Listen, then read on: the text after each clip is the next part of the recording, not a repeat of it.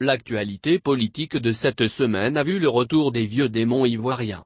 Se taire devant ces dérives serait un acte de lâcheté parce que, quand le bateau sombre, tout le monde coule. Et, la première victime, c'est le peuple. Il ne faut pas attendre que le bateau soit ivre avant d'agir. Aussi le mouvement Les démocrates de Côte d'Ivoire a-t-il décidé d'en appeler au sens de la responsabilité de la classe politique et de lancer un appel aux Ivoiriens. Le péril qui guette notre nation est grand. Aussi est-il plus qu'urgent que les filles et fils de ce pays se retrouvent, se parlent et s'entendent. La menace djihadiste qui guette à nos portes recommande, pour être gérée avec efficacité, un environnement de paix et de concorde nationale. Le mouvement Les démocrates de Côte d'Ivoire appelle instamment les partis politiques de la Côte d'Ivoire à créer les conditions de cette concorde et de cet environnement socio-politique apaisé. La responsabilité première incombe au Rassemblement des oufouettistes pour la démocratie et la paix, RHDP, au pouvoir. La responsabilité incombe aussi à l'opposition. Tous deux doivent créer les conditions de l'apaisement social. Il est impérieux d'amenuiser les frontières des fractures sociales et politiques pour ne pas que les djihadistes, toujours à l'affût et qui essaient de prendre pied dans le nord du pays, en profitent pour essaimer parmi nous. Pour le moment, nous avons affaire à des attaques sporadiques.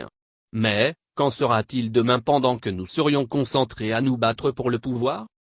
Face à cette menace et aux urgences sociales, il nous faut minimiser nos divergences et nos différences idéologiques.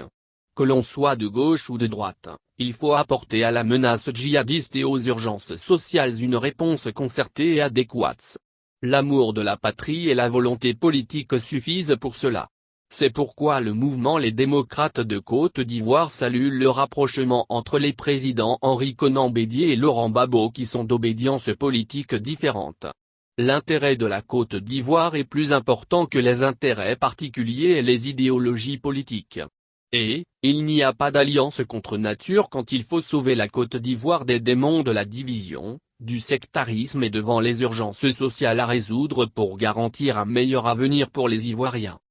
Les Ivoiriens veulent manger à leur faim et, ils demandent que la vie soit moins chère pour eux plutôt que d'augmenter les taxes pour les appauvrir davantage.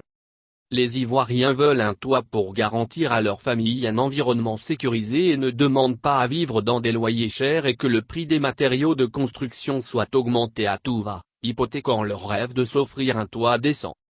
Les Ivoiriens veulent des hôpitaux avec des plateaux techniques adéquats pour leur permettre de se soigner pour vivre le plus longtemps possible et non être des candidats à une mort certaine en fréquentant des hôpitaux aux plateaux techniques approximatifs fuis par les gouvernants eux-mêmes. Les Ivoiriens veulent une école de qualité qui garantisse un avenir certain à leurs enfants et non une école qui forme à un chômage certain quand elle ne les déforme pas. Les Ivoiriens veulent une classe politique réconciliée et non une classe politique constamment en conflit avec elle-même pour des crises socio-politiques à répétition dont le peuple paie le plus lourd tribut. Le chantier de la réconciliation nationale est resté entier depuis 2011 et attend des initiatives plus que symboliques.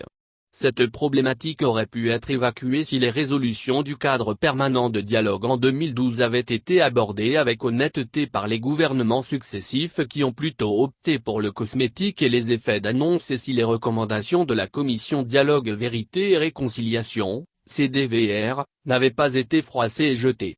À la vérité, il manque la volonté politique pour sortir la Côte d'Ivoire de la zone de turbulence sans fin qu'elle traverse depuis 1993. Les scènes inhumaines vécues en octobre 2020 montrent que les rancœurs restent intactes et, il suffit que le climat politique se crispe pour les raviver. L'absence de conflit n'est pas synonyme de paix, loin de là. Le chantier de la réconciliation nationale ne doit pas avoir pour objectif de tenir des gens en laisse ou de les museler pour un règne tranquille mais il doit permettre à la Côte d'Ivoire de renouer avec sa culture de paix, fondement des relations fraternelles qui lient la soixantaine d'ethnies qui la composent. Se taire pour qu'un pouvoir gouverne tranquillement n'a jamais existé en démocratie. Les mots ne sont pas des électeurs encore moins des baïonnettes, même s'ils conditionnent le jeu politique. Il faut que les uns et les autres puissent mener sereinement leurs activités politiques pour garantir une offre politique plus large et diversifiée et non œuvrer pour une offre politique étriquée. Le mouvement Les démocrates de Côte d'Ivoire dénonce le rejet du dialogue national exprimé officiellement par le pouvoir RHDP à travers les propos tenus par son directeur exécutif.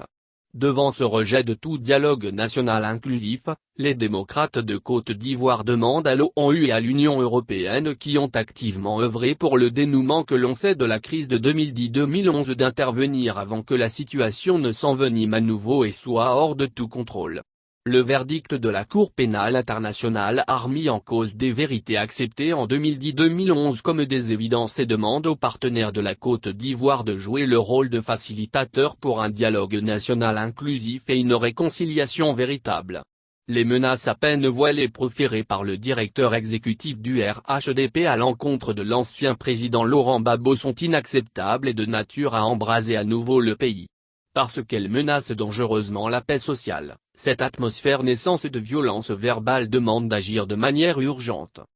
Il faut se méfier de l'orgasme du pouvoir qui pousse aux rodomontades et amène à emprunter des voies contraires à celles de la sagesse. La Côte d'Ivoire ne va pas rester dans le bellicisme sans fin pour un règne que l'on voudrait voir durer 50 ans. Un homme de paix n'a pas peur du dialogue qui ne fait, d'ailleurs, que renforcer sa stature de faiseur de paix. Nous avons suffisamment démontré notre maturité politique et montré à la face du monde que nous savons nous entendre autour de l'essentiel, la Côte d'Ivoire, qu'il serait désespérant que le chantier de la réconciliation qui commence par un dialogue national inclusif soit laissé pour compte pour des questions de stratégie politique d'accaparement du pouvoir.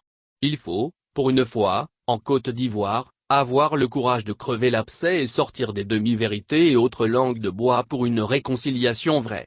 S'entêter dans des demi-vérités et des silences complices est le meilleur moyen de ne pas sortir le pays des crises sans fin. Les demi-vérités et les stratégies d'accaparement du pouvoir ont produit 1995, 1999, 2002, 2010, 2011 et 2020. Jusque-là, aucune leçon n'a été tirée, les uns devenant pires que leurs prédécesseurs. Les Ivoiriens ont besoin de vérité. Les Ivoiriens ont besoin de savoir qui a fait quoi et pourquoi afin qu'ils ne vivent plus les boycotts actifs, les coups d'État ou tentatives de coups d'État, les oppositions armées animatrices de rébellion ainsi que les emprisonnements pour mettre une muselière aux empêcheurs de manger et de gouverner tranquillement, tous aux conséquences inqualifiables pour la construction d'une nation viable.